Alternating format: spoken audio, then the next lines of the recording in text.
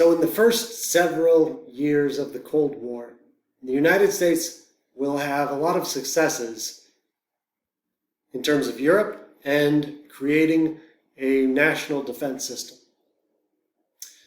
But in very short order, the United States will then suffer what most Americans consider defeats or failures in Asia, starting with the Soviets getting the atomic bomb. Now, Americans had loved the atomic bomb until the Soviets got it. A US spy plane captured the testing of one, and when this got out, Americans were shocked. Americans were absolutely shocked that the Soviets could have gotten it so fast. Now, the CIA and the military and the people that were in the know were not surprised. The Soviets had been working on this for a while, and it was only a matter of time. So there was nothing the United States could have done to stop the Soviets from getting the atomic bomb, and they were going to get it. So this shocked most Americans, but again, it did not shock the heads of the CIA, FBI, and military establishment. But that was very upsetting. And then, the same year, there was a setback in China. And China, when I say setback, the United States will, quote unquote, lose China. China had been in a state of civil war for quite a while, since before World War II. It was between the nationalists, led by Chiang Kai-shek, and the communists, led by Mao Zedong. Obviously, the United States supported the nationalists, and the two sides were at war with each other until World War II, in which time they took a little break so they could fight the Japanese. But then as soon as World War II ended, the fighting began immediately. Now, the United States will put its support behind the nationalists and provide assistance, economic assistance for containment. The United States will send some $3 billion to help. The problem was the nationalists will control all the major cities, they control the military, and they were incredibly corrupt. The communists had the support of the majority of the population, and they just wanted it more. They had more motivation, and so between 1947 and 1949, there is a civil war. The United States will do just enough to make it very clear that it is supporting the nationalists, but the nationalists will fail completely and totally. And in 1949, China goes red or goes communist. Now, Americans will say China was lost. The U.S. lost China, but it never actually owned or controlled China. The U.S. saw itself as China's protector since Teddy Roosevelt and the open door policy, but this was just outside of the United States' control. A lot of Americans will insist that this was Truman's fault and the Democrats' fault. Especially Republicans will blame the Democrats. And Americans will insist that had they just been tougher, had they been stronger, then this would not have happened. That is almost definitely incorrect. But the United States is the world economic and military superpower. So this isn't true just of the United States, but whenever there's a world power, whether you're talking about the Romans, the Egyptians, before them, even if the British, the Spanish, even when it's not a world power, like a regional power like the Aztecs, there's always the assumption that had they just done a little bit more, they can control everything that happens around them. And this is one of the running themes of the United States, well, since World War II, that it can control what happens in the world. So This was obviously a setback for the United States, but the United States didn't lose China because it never owned China in the first place. Then, shortly after China, a war will break out in Korea. Korea was divided between the Soviets and the United States. The Soviets controlled the north, and the United States controlled the south. The United States will pull its soldiers out of South Korea. And when it does, in 1949, 1950, North Korea invades. North Korea will invade with the objective of trying to unite all of Korea underneath the communists. When this happened, the United States will go to the UN, and the UN will back a measure to provide assistance in Korea to stabilize it. That's why the Korean War is a Korean police action, because it is a UN action, not just an American war. And this is one of those things that always get in trouble for you can't win with this one, because when you say it was a UN police action, especially if you talk to someone that was there, they will say, I was there for 3 years and I didn't meet one other person than Americans. And the reason is because 95% of the soldiers are American. So technically it is a UN police action. The UN will pass a resolution and a lot of countries are involved, but the United States does the overwhelming majority of the fighting. The person that was in charge of this was a guy named General Douglas MacArthur. Now, MacArthur is very controversial. The people that study him the most tend to like him the least. He truly believed his thoughts were the word of God. And if he had a thought, that was God's voice. MacArthur, he actually led the U.S. military when it ousted the bonus army during Hoover's administration, which with his level, it was unheard of that he should have been actually leading the thing. He loved the attention though. And if you remember during the New Deal, Huey Long, the Kingfish, he had the Share Our Wealth program. FDR said he is one of the two most dangerous people in the country. The second most dangerous person FDR was talking about was MacArthur. MacArthur was very controversial from then until now. MacArthur oversaw the military effort, and the objective, and this is so important to know, of the Korean police action was to get back to the 38th parallel, that line separating North and South Korea. It is now called the DMZ, Demilitarized Zone, but that is the objective. Return back to the 38th parallel. And the United States was able to do that very quickly. Once the U.S. sent its forces in, it pushed the North Koreans back up to the 30th parallel very quickly. And then it did it so fast that Americans, especially MacArthur, said, well, let's just keep going. Let's keep going, and let's unite all of Korea. So the United States will change objectives. This is what is called military creep. It's when you change objectives in the middle of a battle or war because things seem to be going well. So the U.S. will change objectives and decide, all right, let's go unite the whole thing and very quickly push north even more and even faster. So now the North Koreans, they're on the defensive, they're on the retreat, and the U.S. is plowing northward very fast with the intention of uniting the whole country. The problem is you run into Korea or you run into China. And the Chinese, they did not want the United States to take over North Korea.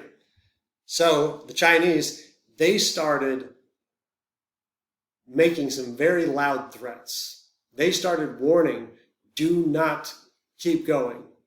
Do not keep on the offensive. And they will make so much noise that Truman will actually come over to Asia to discuss the matter with MacArthur. And MacArthur will say, don't worry about the Chinese. They're not going to get involved. They're afraid of the United States because we're so much more powerful. And so they won't get involved. And even if they do get involved, we'll just squash them like a bug. So it was decided to try to unite all of Korea and to have the one last win the war offensive. And when they did that, when the United States launched its win the war offensive to unite it and started getting close to the Yalu River separating the two countries, China will attack, and they will attack with huge numbers. 800,000 Chinese soldiers come pouring over the Yalu River, and they just overwhelm U.S. forces. And when I say overwhelm, I mean they overwhelm U.S. forces. The sheer number of Chinese soldiers was, it was so big, and there were so many that the United States, U.S. soldiers couldn't do anything. There are cases of a very tall hill with an open field. U.S. forces are on the top of that hill. There is no covering, and the Chinese soldiers will just attack in huge waves. U.S. soldiers, you can read first-hand accounts of U.S. soldiers like wiping tears away as they're shooting them, because as one soldier said, I felt bad for the poor bastards. They didn't want to be doing this. So the Chinese, they fight the way the Soviets do, which is a complete disregard for human life. It's the communist way of fighting. Just overwhelm the enemy. It doesn't matter how many people die. So because of the Chinese invading with such big numbers, they will push the United States back down to the 30th parallel, and then they will even push farther back below the 30th parallel.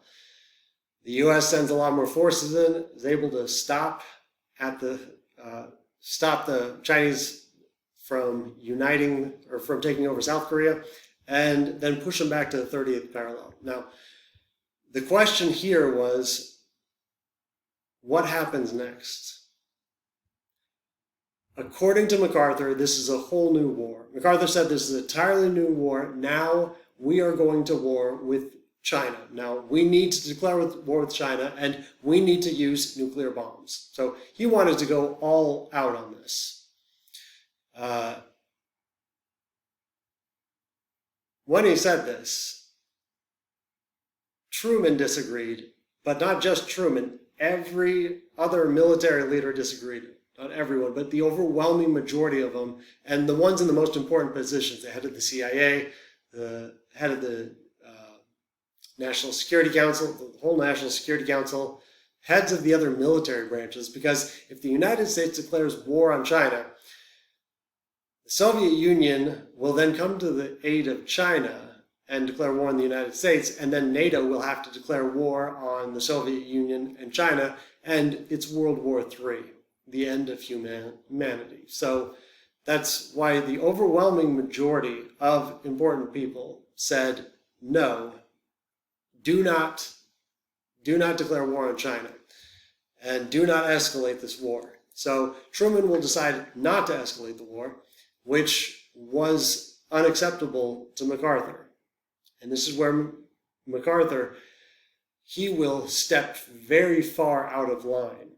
MacArthur tried to actually go above the head of Truman, tried to go above the head of Truman to the U.S. population and the U.S. Congress. MacArthur will come back to the United States and do a tour, and he is hailed as a hero. go before Congress, and he will make it very clear that Truman's wrong and the United States needs to launch a bigger offensive. Now, cannot stress this point enough. There is no country in the world, and there never has been, and there never will be, that is a military-run country that is free, fair, and open. It cannot happen. That's why civilian control is absolutely essential to any democratic government. So when MacArthur tried to go over Truman's head, Truman only had one option. He had to fire MacArthur, and he did. He fired MacArthur, and this was incredibly controversial. Americans were really upset about this, and so it will really hurt Truman, will really hurt the Democrats, and we'll come back to this later, but it will help lead to the first Republican president since 1932, when FDR took office. President that will be elected in 1952 is Dwight D. Eisenhower. Eisenhower will come in, and he is elected because he will be tough on communism, and he indicated that he will win the war in Korea, but there is no winning the war in Korea. The way the world was at the time, with nuclear weapons, Chinese and the Soviets defending North Korea, there was only one real option, and that was to negotiate an armistice. Negotiations will be worked out between the two sides, and they will have a peace settlement. To this day, the Korean War is still going on. There's never actually a peace settlement. There's an armistice, which means a ceasefire. So there's not a peace settlement for the Korean War, which means the Korean War still has not ended. That's why when soldiers are stationed in Korea, they can't bring their families because it is still an active military zone. What's really important to know about Korea, there's a lot of important things, but for our purposes, first and foremost, the actions of the Chinese should make a lot of sense. And I am not defending the Chinese or saying that they were right. I'm just pointing out that if some communist country tried to take Mexico, the United States would absolutely not let that happen. There is no possible way that the U.S. would allow an enemy at its border like that. So this is what I mean when I say the Cold War is all a matter of perspective. It is very understandable the Chinese would not want the U.S. at its border. Not arguing the Chinese were right, it is important to understand what their perspective was on this.